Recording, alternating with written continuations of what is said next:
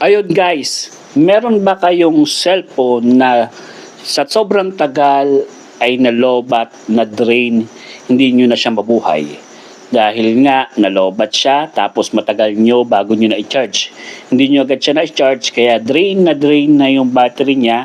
Kaya kahit i-charge nyo na matagal, hindi pa rin nabubuhay. Okay? Itong tip na to ay hindi lang para sa mga cellphone na nalobat or na-drain. Ito ay pwede rin sa mga earphone ninyo or lahat ng rechargeable na ginagamitan. Pwede nyo itong gawin kung siya ay na-drain. Akala nyo wala nang pag-asa yung mga earphone, mga cellphone, mga flashlight na battery na lobat at drain.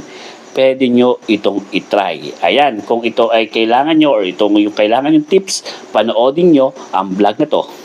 Hi, it's me again, Kuya Renan, para bigyan kayo ng mga tips and tricks na ngayon nyo lang malalaman. Ayun guys, yan nga, problema nyo ba sa mga cellphone na nalobat, na drain, na sobrahan siya, na hindi agad na i-charge, kaya siya ay hindi na mabuhay.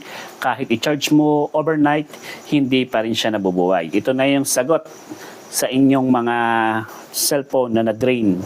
Ayan. Ito guys ay nabibili lang sa Shopee. Okay? Ilalagay ko na lang yung link diyan sa ating vlog para madali nyo kayong makakabili.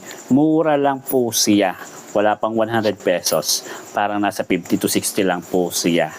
Paano nga ba natin gagamitin ito? Ayan, unang-una, kailangan meron kayong adapter ng cellphone. Kung meron kayo nitong kagaya nito, yung saksakan ng USB or any na pwedeng pagsaksakan ng USB. Kasi yung dulo niya ay pa USB. Okay? Una, isaksak nyo lang ito dun sa, kung adapter, ilagay nyo dun sa adapter or pag USB, dun sa USB. Then, yan, ilagay nyo na yung cord. Yan, saksak nyo lang yung cord dun sa kabilang dulo, dito sa kabilang dulong to. After nyong isaksak, ayan, isaksak nyo na sa mismong saksakan. Yan, pag nasaksak nyo na sa mismong saksakan, next is isaksak nyo na sa mismong cellphone ninyo. Okay, ito po ay parang demonstration lang. Itong cellphone na ito ay full charge talaga siya o mag-charge siya.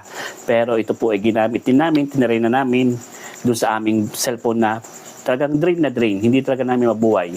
Pero nga po, dahil dito nabuhay po.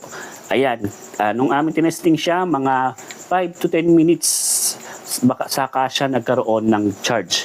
Kaya hindi dahil pagkasaksak, mag-charge na agad siya. Hihintay nyo pa po siya na 5 to 10 minutes. Okay? Ganun lang siya kasimple. Hihintay nyo lang siya. No?